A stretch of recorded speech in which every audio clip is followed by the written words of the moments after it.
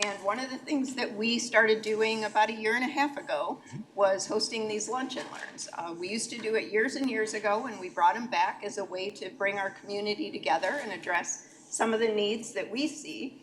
So now that you are on our mailing list, we'll let you know of these on a monthly basis. We also put them in the Canton Focus, so you may see them listed in the Focus every month. And our topics range from everything from wildflowers to, as you'll see from the handouts there, fire safety. We've addressed all sorts of different needs. Sometimes we have nonprofits come in, sometimes we have experts come in and talk about the topics. But if there's a topic that you're interested in, please let us know, because we would be happy to find someone to come in and speak on it. One of the things that I also want to mention, just because of what we're going through in the world today, is, philanthropy is not just about giving your money. Philanthropy is about helping your community. And that's why we're all here today. We all have an interest in our world, in our community, and making it a better place. So please reach out to me if you have any interest in getting involved, whether it's with your time, your talents, or your treasure. I'd love to talk to you about what we do and how you might be able to work with us. So now I wanted to introduce David Hammond. David happens to be a member of the Canton Community Foundation Board of Directors. He's actually our vice chair. He also recently started his own nonprofit. He's also an Emmy-winning documentary producer, an entrepreneur with a diverse background in professional sports, broadcasting, environmental policy, and nonprofit management. During his career, he has had a wide range of experiences. He played professional baseball, founded an environmental radio station, has been a network sports announcer, produced TV documentaries about urban sprawl, groundwater, and race. As a Canton resident, he currently is the vice chair of the Canton Community Foundation, as I mentioned. He's a graduate of Dartmouth College and also has his master's degree in environmental policy from the University of Chicago. In 2022, he founded Creating Habitats for Pollinators.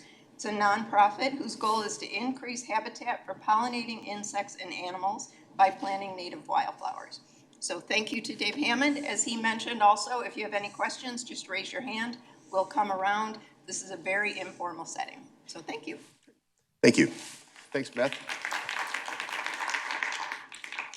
So as Beth said, it's very informal. Raise your hand if I'm not clear, if you can't hear, if I stumble, that's fine. This is meant to be informal. It's meant to be useful for you. So one of the things I want to start out with is I want to just kind of tell you about me that in terms of my credentials, I'm not a master gardener. I have a background in environmental policy and, as Beth said, environment in the media. Did a lot of news reporting and documentary film production about the environment, but I'm not a master gardener. What I am is somebody that was interested in the environment, and about 6 years ago, from my mother, who was planting milkweed, I went home to Kentucky, and she had a back porch that was like an aviary. It was filled with cocoons and monarch butterflies going around, and I said, "What are you doing, Mom?" And she got me going on, she had planted a bunch of milkweed and just started raising it at her home. And I kind of caught the bug, no pun intended, and started to plant some milkweed just around my house and around my neighborhood. And I was amazed by just the little bit that I did, the activity that I got. Tons of butterflies, tons of bees, and things that were just coming to the neighborhood just from me putting a few plants down. So long story short, I started doing a little bit more. I went to my kids' elementary school, I went to the neighborhood, to the homeowners association, and I just started doing planting wherever I could, whoever would let me plant, and making a lot of mistakes. So what I'm here today to do is just to tell you over the last 6 years what I've done. Hopefully it'll be some helpful tips for you to help you plant your own garden. And if you have a better idea, I'm always willing to listen. I'm always learning new things. As I say, I'm not a master gardener, so I'm always open to new ideas and new tips. So just wanted to get that out in front. But that said, over the last 6 years, and over the last 2 specifically, I kind of had a midlife crisis. COVID hit, and I said, what am I going to do? I'm in that point in my life where I really wanted a little bit of meaning. So I Creating Habitats for Pollinators. We're a 501c3 based here in Canton, and so far, over the last 2 years, we've planted about 200,000 square feet in 4 states. So I'm basically planting wherever I have connections, so Vermont, New Hampshire, Michigan, and then in Kentucky, where I'm from. All the planting is done by volunteers. We solicit public and private funds from foundations, from businesses, from individuals. If anybody wants to donate, we have a link on our website. Always encourage tax-deductible donations. But the goal really is to encourage communities, organizations, and individuals to support native landscaping. We want native landscaping to become ingrained in what people do at their own homes, their own communities. And the way to do that, we feel, is to teach you how to plant. And it sounds basic, it sounds simple, and in a lot of ways it is, but there's some tips that'll help you go along, and I want to share those with you. This is going to be a tough slide to read, but why are they important? I can give it to you in a nutshell. Pollinators are responsible for about 85% of the world's flowering plants or crops in the U.S. 2/3 of them need pollinators to be successful. The economic value is over $3 billion a year just to agriculture in the U.S. So having a thriving pollinator community is important. Here's the problem. What's happening? So as you've heard, I'm sure monarch butterflies have declined precipitously over the last 20 years. Their population had a little bump up last year, which was a positive sign, but still net over the last 2 decades, they're down about 85%. Managed bee colonies last year took a hit, dropped by 50%. And then since 2006, beekeepers have lost 30% of their colonies. So we're seeing drastic population changes, not only in bees, butterflies, but all kind of insects. And this is due to a couple of things, due to many things, but a couple of the major ones are pesticide use and habitat loss. So we can't tackle all of it, but what we can tackle is some of the habitat loss. How? By planting new wildflower gardens, new viable habitats for pollinating insects. So that's our raison d'etre. That's what we're trying to do, is to create vibrant gardens that look great and serve a very important purpose. So what are the benefits? Obviously, you've got new habitat. It's beautiful.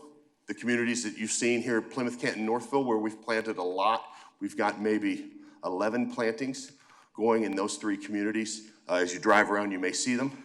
They're beautiful. They beautify the local areas, but because we use volunteers, they've also engaged the community.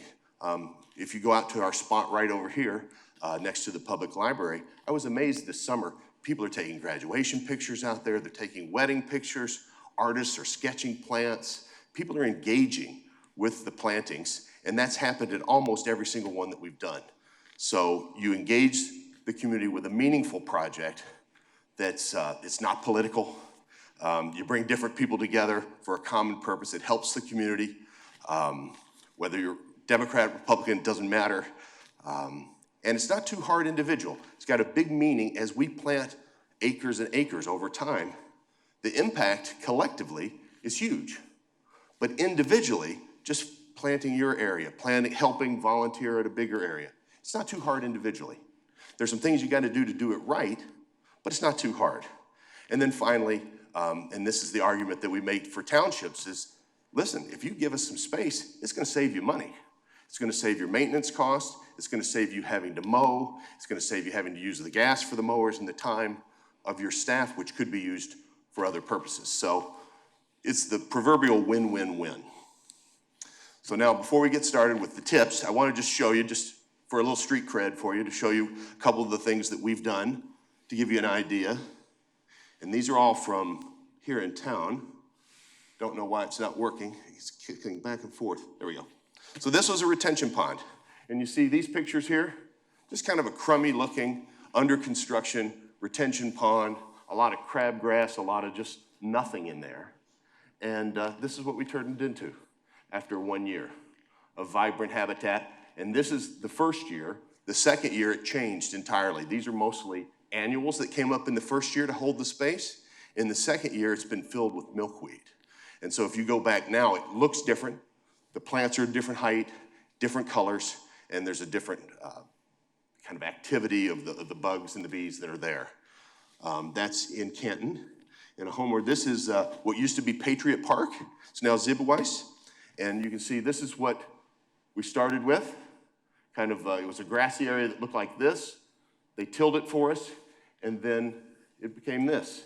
And when I was out there one one summer day, there's a little guy out there with, he'd been raising butterflies from their cocoons, and he had 8 in his little thing, and he was releasing them into our garden.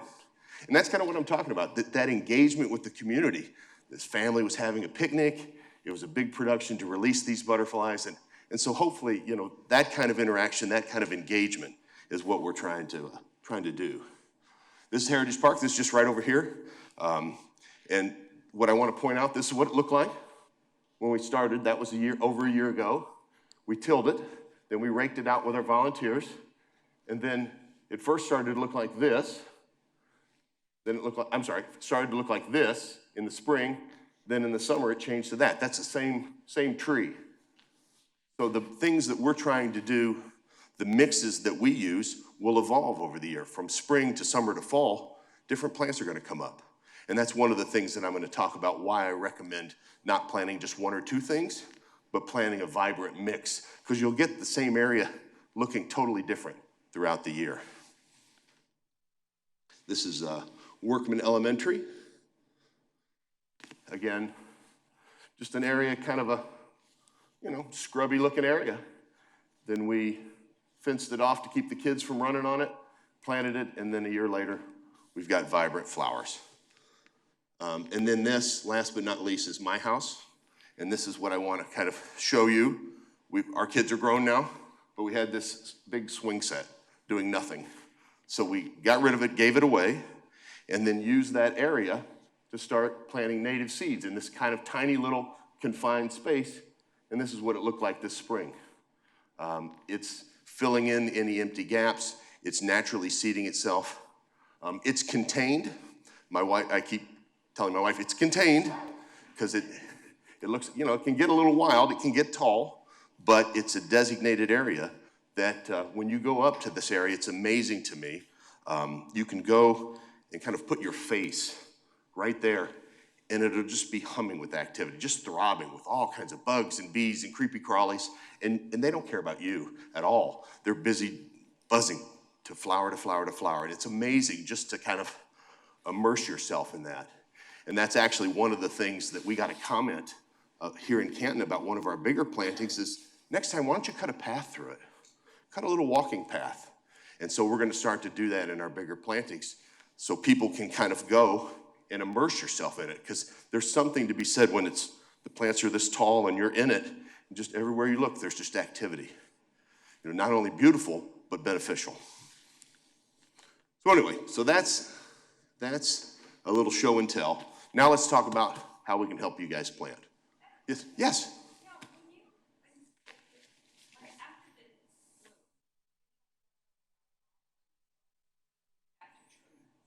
You don't have to do anything. It's what you want to do. So what I tend to do, and different places will have different criteria. So some of the township ones, for aesthetic reasons, they're going to trim them. Just they don't want it looking scraggly. At home, what I'll do is trim them about that tall, because some of the stalks can be beneficial for critters overwintering. They use that as habitat. So I try not to just buzz it totally, but we have sites that just let it go wild. And it'll come back the next year, but the dead plants will still kind of be standing and the new plants come around it. So aesthetically, probably trim it a couple feet up. So the planting cycle. So we're gonna walk through each step of this, but essentially, there's very important steps you need to do for successful planting. The first is, obviously, you gotta pick your site. Then you gotta determine when you're gonna plant. You gotta prepare the site, seed it, compress the seeds into the ground, and then you've got to have your maintenance. So let's start with site selection. For best results for wildflowers, you need at least 6 hours of direct sunlight. It's very important. We can do shadier spots. There's other options, but the wildflowers do best when it's sunny. They do best when there's good drainage. If it's a wet site, different seed mixes will work better, but generally speaking, you need good drainage. You don't need any fertilizer. If anything's growing there at all, any kind of grass or weeds, wildflowers will be fine. You don't need to worry about fertilizing it. So I don't want you to overthink the quality of the soil. These wildflowers are hardy And once they get established, they're meant to survive here. And that's one reason we always kind of suggest native plants too. They're used to here. They're used to the soils here. They're used to the climate here. So they tend to do better here. Water, if possible. If not, that's okay. A lot of our sites, we don't water at all because we can't. But if you can, at home, give them a little water, especially after you first seed, just to get them soaked into the ground. So the first thing, site selection. Then you go to when to plant. Yes, sir. You said one of the things was a lot of the soil around my house is all clay, it doesn't drain very well. Are we going to how to kind of prepare the soil? We are. So the clay soils, when we'll get to this in just a second, in a couple of slides, but it's essentially tilling it. You want to till it a few times is what we've found to have the best success. But we'll get to that in just a sec. The next thing is when to plant. So the two big times are fall and spring, and fall is the best. It kind of goes against, what you think. You think spring and growth and blooms, but fall, when you seed, and I'm talking about seeding now, when you seed in the fall, particularly after the first frost, so around here, first week, second week in November, what'll happen is over winter, those seeds will break down. They'll work into the soil. You've got the wet of the snow and the ice, and then they warm up. And the seeds break down and really establish themselves a lot quicker than if you plant in the spring. And you'll find that your blooms will come up 2 to 3 weeks sooner than if you seed in the spring. So I always recommend doing it in the fall. The other thing is you don't have to use as much water. When you hit end of May or June and it's real dry, I've found that things that I've seeded in the fall tend to do okay. They tend to ride out those really dry periods, particularly if we don't have water. If we've got an acre planting somewhere, we're not going to be able to water it. So we want to plant in the fall to give those seeds the best chance to get established. So that's what I would recommend. But, and this should be, everything I say should be taken with a grain of salt, there's always exceptions. There's exceptions for your locations, there's exceptions for your time, what you're able to do and when you're able to do it. So if you plant in the spring, that's perfectly fine. But if you're weighing one versus the other, I vote for fall. So there's 4 methods that we primarily use. You may have other ones, but let me walk you through. The one that we use the most is tilling or plowing. And why we do that is because we can take a site that's got crabgrass or weeds or whatever, we'll till it, get rid of those, but you need to till it 3 times, and that's very important. Because what you do is when you till that first time, you'll kill all of the crabgrass and stuff on the top, but you stir up a lot of the dormant weed seeds. There's a lot of dormant seeds that are 8, 10 inches down. And so you'll till the first time, it'll look great, and then 3 weeks later you have more weeds than you ever had because those new things, you've stirred them up. So you want to till 3 times, probably 2 to 3 weeks apart. So ideally you'd start tilling around here, September, till again now, and then till once more before you plant in November. That's where we've had the best success. Another way, if you didn't want to till, you didn't want to disturb the ground, you can put a UV tarp on. And that's basically a greenhouse tarp. So not a black tarp, but a clear one. And we've used ones, they're the clear plastic sheeting. We bought them from a farm supply company, but they were they lasted 4 years at 6 mil. So the thickness was 6 mil. So what you do is you have this big plastic clear sheet, you stake it down, and then you leave it for a couple of months. And what it'll do during, say, the summer months particularly, the sun bakes through. The UV lights come through. It allows the UV lights to come through, and you basically bake the top layer, the top inch and a half of soil. So you don't have to till up. You're not tilling up all those dormant weed seeds. You're just working with the topsoil. So you leave that on there for 2-3 months, and then you pull it off. Everything will be kind of burned out and dead, and you give it a heavy raking. So that's an option. It takes a little bit longer, but if you didn't want to till or couldn't till, it's definitely an option. Another option that is possible is acetic acid. And so I brought this. We're not getting paid by them, but this is what we used last year. It's a Green Gobbler 20% vinegar weed killer. So it's an environmentally based weed killer. It breaks down in about 2 days, vinegar based. And so this is about $100 though. It's expensive. And it's not foolproof. We had to reapply several times to get it to work. So it does a good job of just flashing the surface, but to really get it, to get rid of the vegetation, you had to have multiple applications. So for us, it was more expensive than we anticipated, but it's an environmental option. If you really got some invasive things that you gotta get rid of, this, with a little tilling, tends to work pretty well. And then the last option, and this is what we would apply it with, just, a sprayer.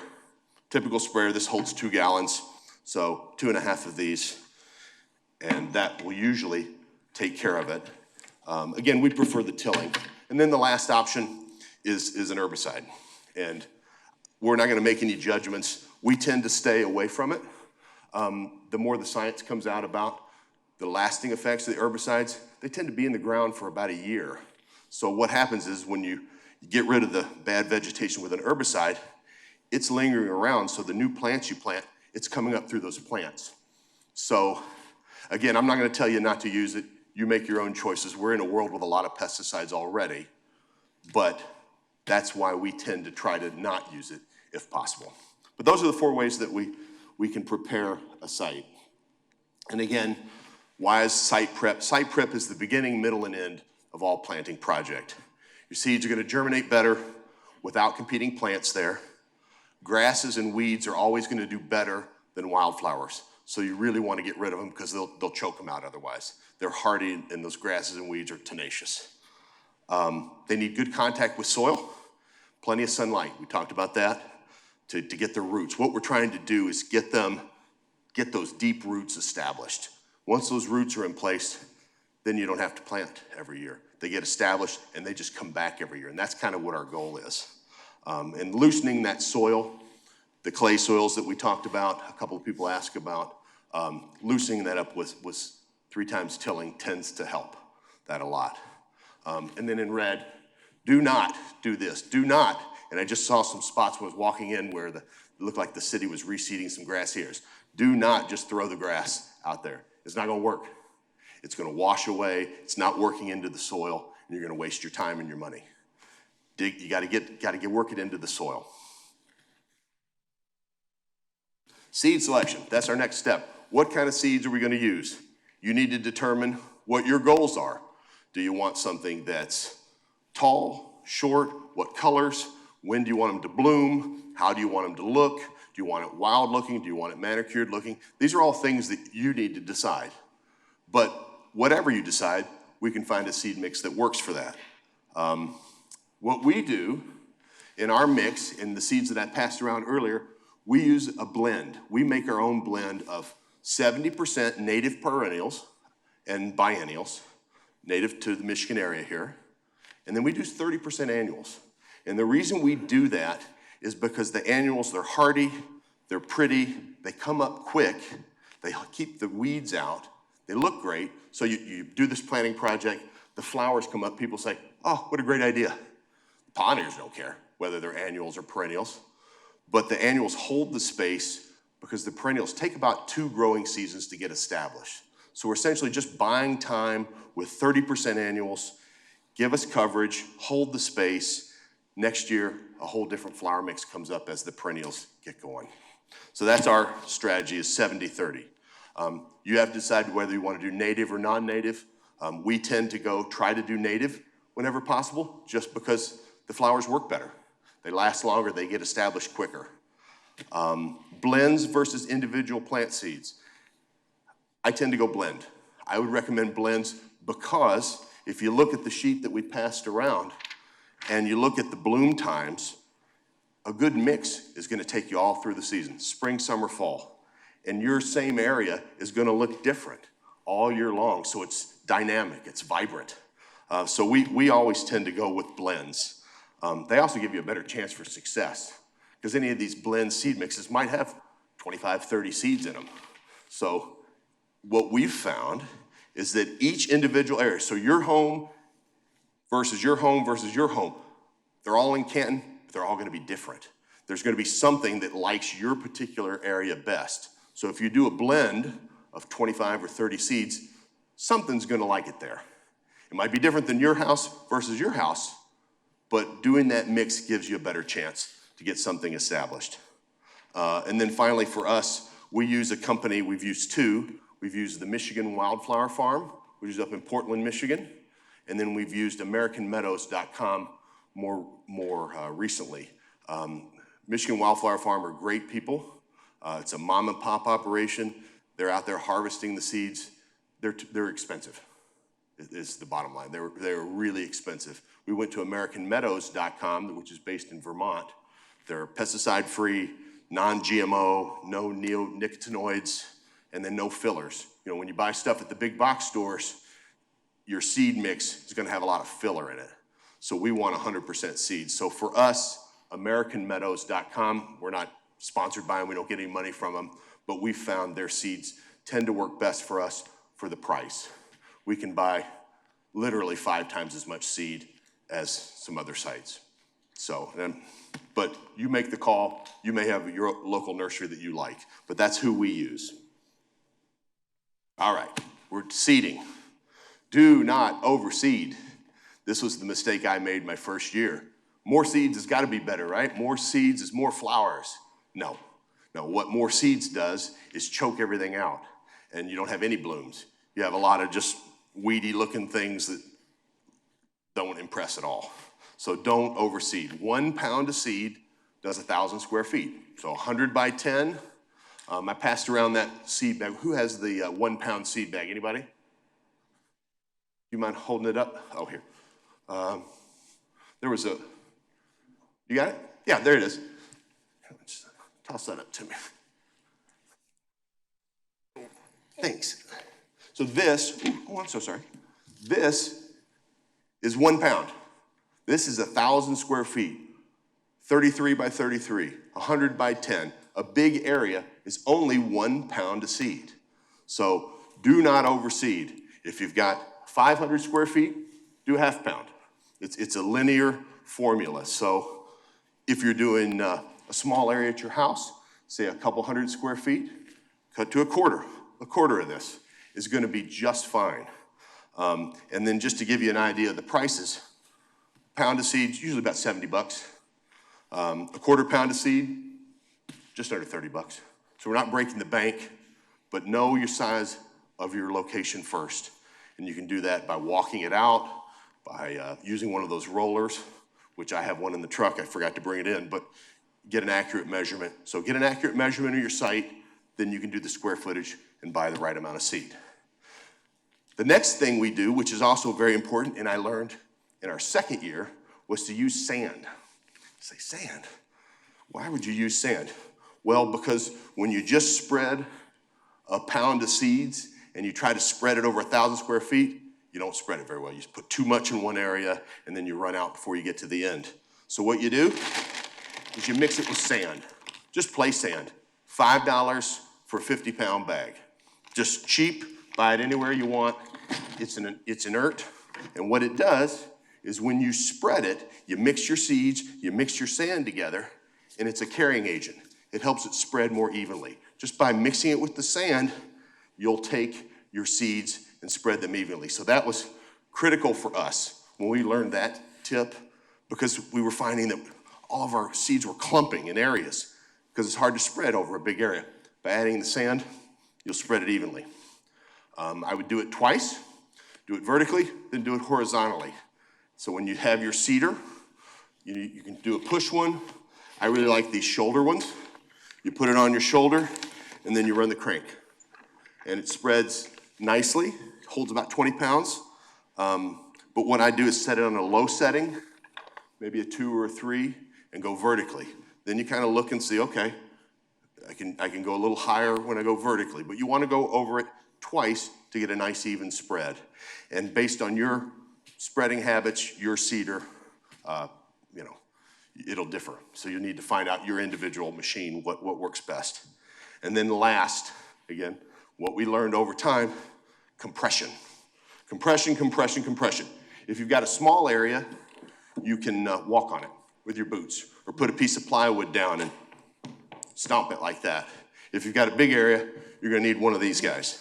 And it's just a roller, not very expensive, not very heavy now, but you fill it with water. And then you have two people and you pull it along. And you compress those seeds into the dirt, and then you pull it back the other way. And what that does is a very, very important step. So however you do it, whether it's a roller, your feet, a piece of plywood, whatever, it's critical. Critical, especially if you're planting in the fall. You really want to work that seed into the soil. It's all about seed-soil contact. So when you mash it into there, you have a much better chance for success. Then, so this is kind of the cycle. You get to growth. You seed, you water it, you start to weed. Now, the thing that we found is if you prepare the site right, you have a lot less weeding than you would if you just planted it out there without preparing your site. So good site prep is really critical, but you still have some weeds. So you do a little weed, and then this one right here, pest control, you're gonna need to get a little zen, because there's gonna be rabbits, there's gonna be deer, there's gonna be the neighbor's kids running through with his football, there's gonna be flooding, which we just had. 2 of our sites were under 6 feet of water. We even had a tornado on one site. And then we've even had a ground crew mistakenly plow up a half acre of one of our plantings. They were supposed to be next to it, and we got our signals crossed, and they plowed up our existing planting. So something is always gonna happen. So you have to be a little zen. You have to find, it rained a lot, and one part of your planting eroded. So you reseed. You reseed, you keep going. This is a cumulative process. There's gonna be fits and starts, but over time, you're gonna get it established. But I really wanna impress on you, when we first started out, we get so mad. Like, oh my gosh, all our work and you wasted it. And then you start to see that there's always something. Something's always gonna, there's gonna be a bug that, takes over and infests something. I mean, there's always something you're dealing with. So deer, we've got some solutions, but none of them are great. It is what it is. So we can do a seed mix where deer are more resistant, a few hardier grasses, things like little blue stem is a grass that deer don't like. So you can put something like that if you don't mind some wild grass in your plantings. But what I've found is mostly you just gotta reseed. So that's kind of what we're doing. The ways you can help us, if you're interested in helping us, you can plant your own garden at home. That helps you, that helps the pollinators, that helps our mission of increasing square footage of viable habitats. You can volunteer at one of our plantings. If you're interested, we'll put you on the mailing list, and we do plantings every spring and fall. We'd love to have your help. No experience necessary. If you can hold this rake, you're in business. If you can stick this sign in the ground, you're in business. So any and all people are welcome at any experience level. You can donate. We have a link on our website where you can get a tax-deductible donation. We're a 501c3, fully tax-deductible, so that's an option. And last, you can identify places for us to plant. If there's places in your neighborhood, in your subdivision, in your town, in your community, let us know. Let us know who we need to talk to. Let us know how we can find places to add a beautiful garden. And that's really where we've seen a lot of growth, is in communities, in homeowners associations saying, we've got this crummy looking area. What can we do here? Well, how about we do this? And we work together. We're planning a subdivision in Northville right now that was just a weed infested, but it was next to kind of a swampy area. And we came in with a plan for them, and they hired us to do it, but we're donating the time and the equipment and all that, but they're buying the seeds. So we can work with you, with the groups that you're affiliated with, and that's how we're, no pun intended, that's how we're growing, I guess pun intended. But we want to keep doing what we're doing, and we need your help to do it. Here's my information. I can send this out to you if you need. My business cards have been passed around. If you don't have one, we've got plenty more. Call me, email me. If you have a question, if you have, what'd you say again about what was the ratio sand to seed? Call me. I mean, that's part of the mission of this nonprofit, is to be helpful. It's to be helpful to our communities. I want you to call me. I want you to ask the questions. So please feel free to reach out with any and all questions. That's my information. And then I just was sitting here thinking, and I had some general tips. And these are just in no particular order, but I just thought, well, I don't want to forget these. Water. If you can, water after you seed. Just a gentle soak. You don't need to go crazy with it. A little soak will help.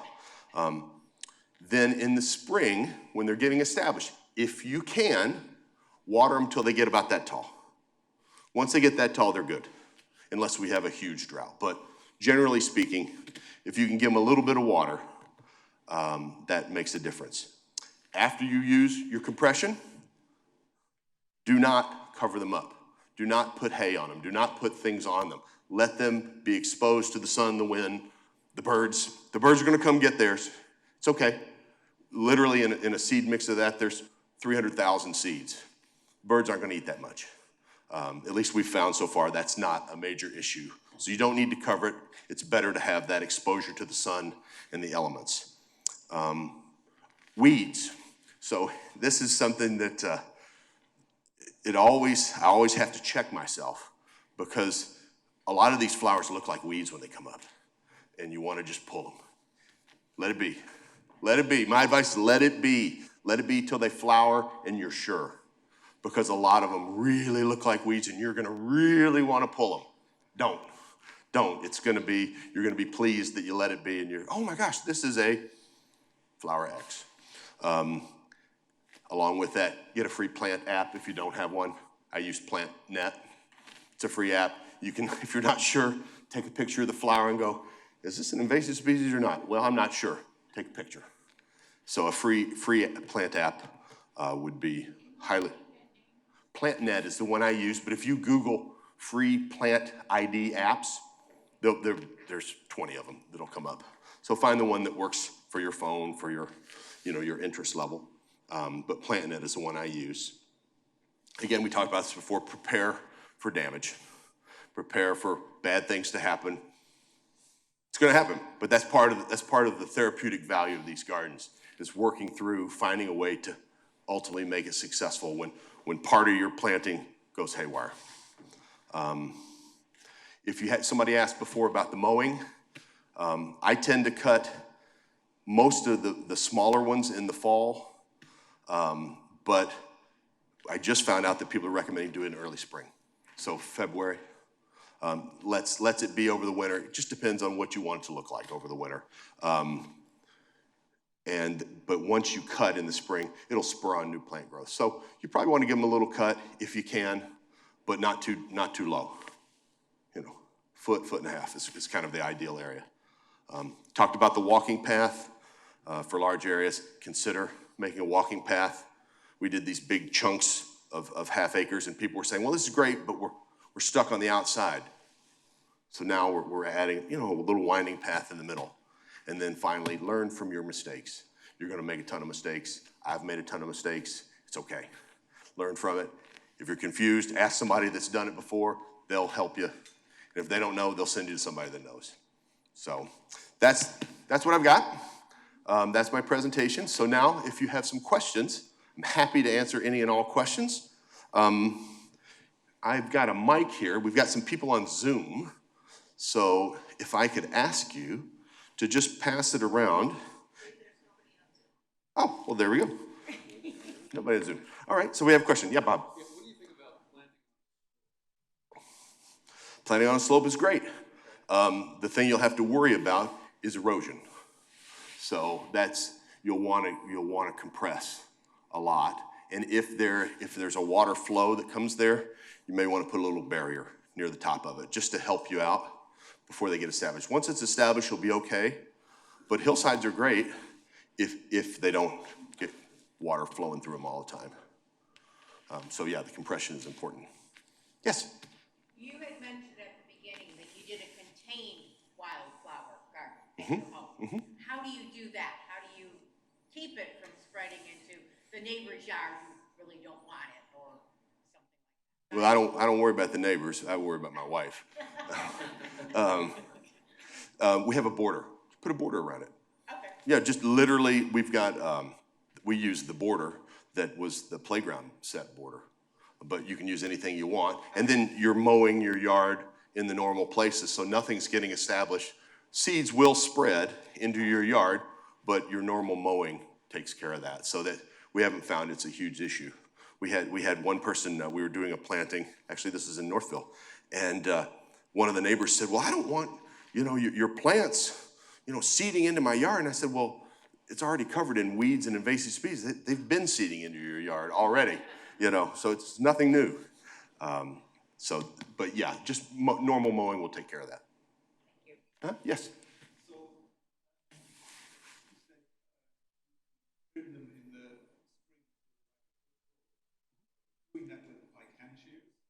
Weed eater is what I usually use, a weed whacker. I'll walk around. On the bigger sites, you usually have to mow it. So you just put it on the highest setting. You kind of work with what you have. But on the smaller ones, I'll just walk around with a weed whacker that high off the ground.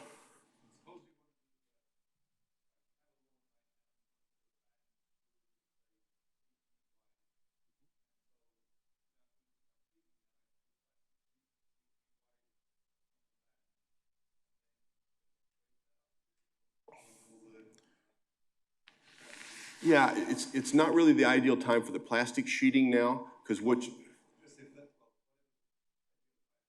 yeah. So then, the wildflowers going outwards, what about the grass?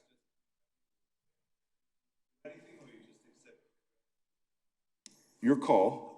What I've found is if you till 3 times, if you prepare your site right, you won't have that grass problem. Where you have intermittent grass, you got to make a choice. What do? We've got a spot now that in one of our plantings where a ton of common milkweed has come up, but the grass has come up around it. So we've let the grass be until next week. Then when the common milkweed is dead, we're going to come in and take care of the grass. And we're going to put the acetic acid spray on it, the vinegar spray on that grass, and then we're going to till it. So, but it's case by case.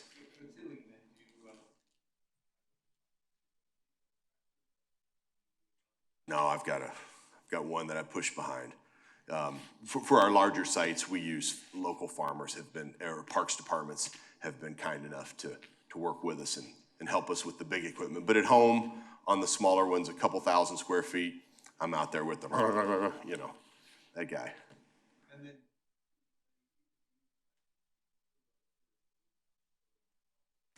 If you use the plastic sheet, it'll burn up that top layer. You don't want to till it then because you're stirring up the dormant weed seeds. If you till, you're going to have to till a few times. Heavy raking. So landscape rake, metal tines, get in there a couple of inch and a half. You got to dig down pretty good, but something like this where you're going to be able to get down in there and disturb that top layer.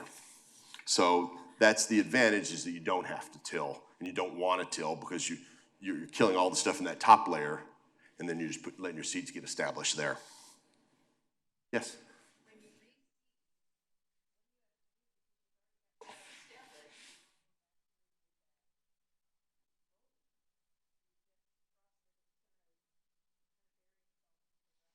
The answer is it depends. If it's a small area, you'll come in and do a heavy, so I've got an area right now where I'll come in with a vinegar spray right now, like 2 weeks ago, and then I'm gonna come in with a heavy raking. So it's already been tilled, the soil's already loosened. It just, we had a deer path that came through and just kind of trampled it. So I'm gonna be walking around with my rake, following the path. It's too small to come in with anything major. So you just come in and you gotta re-rake the topsoil and then reseed. And then compress it by walking. This one is. If you've got a bigger splotch, then you can blow it out more. But most times you'll have little parts here and there. So you just, and you can compress it with your feet if it's too small for a roller. Other questions? Yes?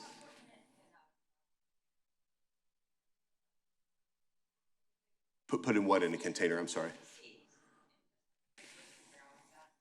Okay, but just remember you don't want to overseed.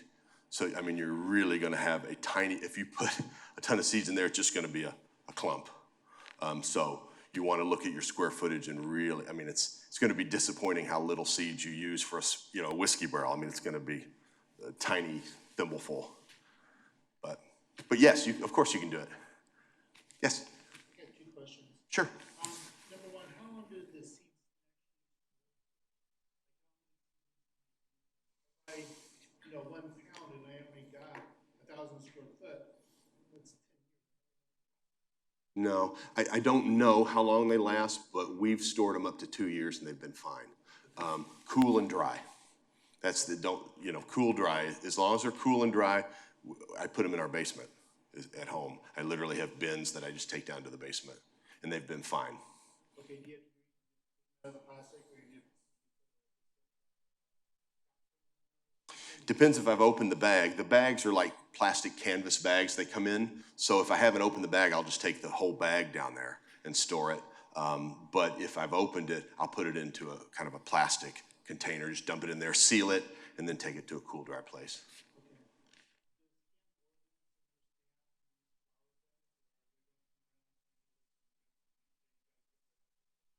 Over 6 inches tall. Hey, those look like they're. We have our township supervisor here. You could ask her directly if you want. Flowers are acceptable anywhere. Yeah, so flowers are good. Who's gonna push back are your neighbors and your homeowners association. So what I would advise and what we've had success with is getting the buy-in at the beginning.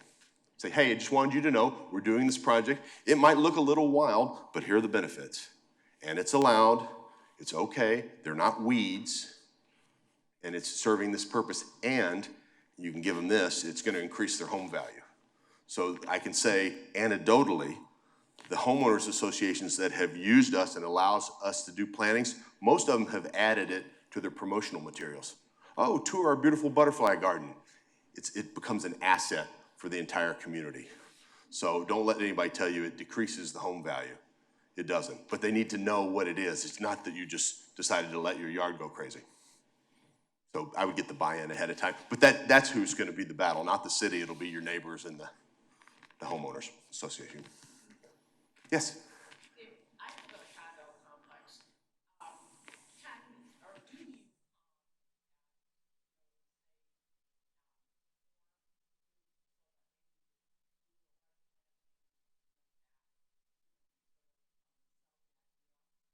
I'd love to. Yeah, you have my information, call me. I like to talk, I like doing these things.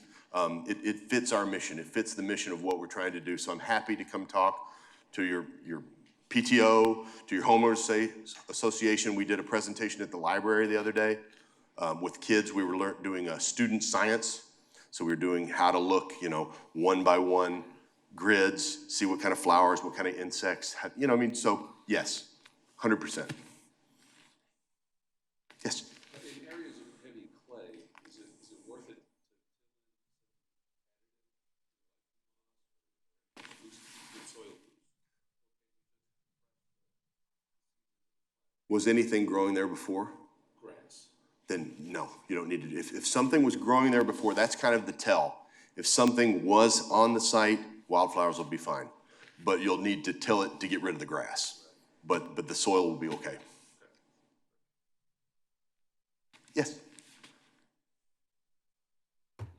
Thanks, Dave. You are right. Some people, will complain about the garden. We've had a couple residents who have created like southwestern themes in front of their yard, and we've had people, they've told me, come up and say, this looks like trash. So you're right, you want to work with your HOAs because they're going to work with the local community more.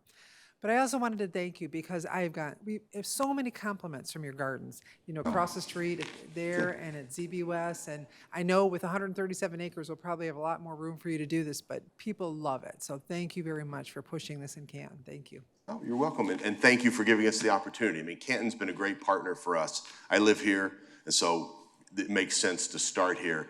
And Anne Marie's been great about identifying spaces in the Parks Department. We've worked with people to, how can we do a site that works for the township, that works for the Parks Department, that works for the residents? And it's been a really nice partnership, and hopefully we'll continue and keep building on that. Yes? Hi, Kate.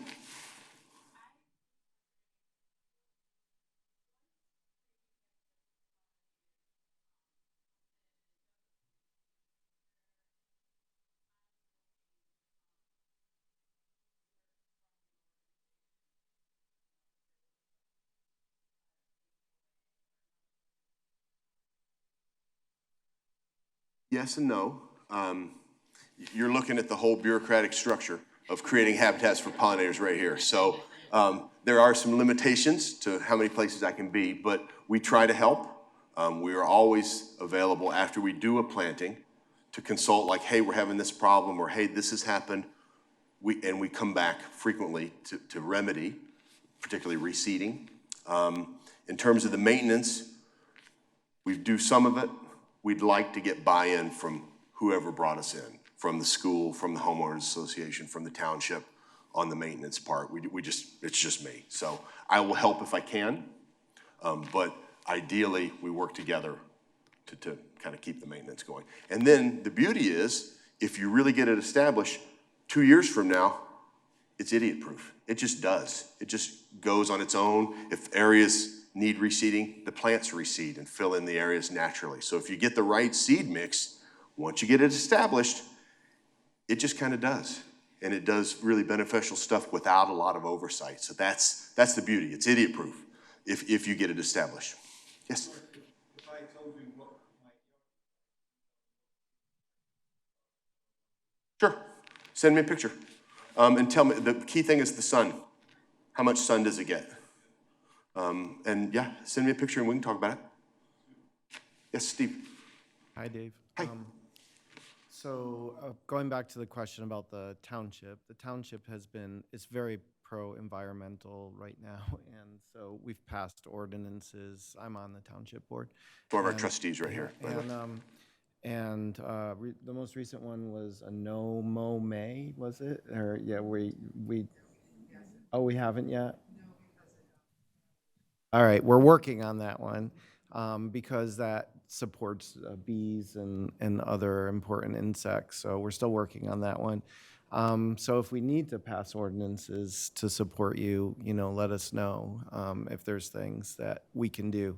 The other thing I wanted to mention is the Canton Nature Society, and I know Michael Segrist was going to be here. He's very involved in that, and he's created, along with others, Canton Nature Society, which is this and a whole lot more. And I know you're partnering with them, Zabiwes Nature Preserve up at Ridge and Ford. If you haven't gone up there and looked around and looked at your plantings, go up there and look. But you can also join on Facebook and Instagram, the Canton Nature Society, and become a part of that whole movement in our township.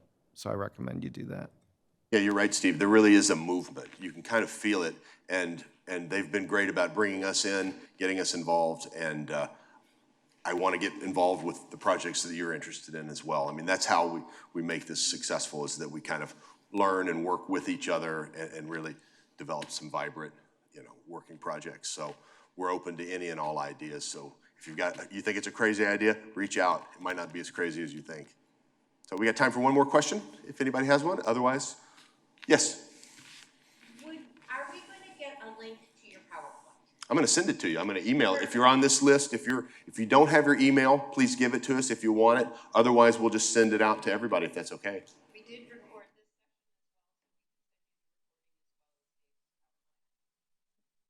Great. Oh, one more. Okay.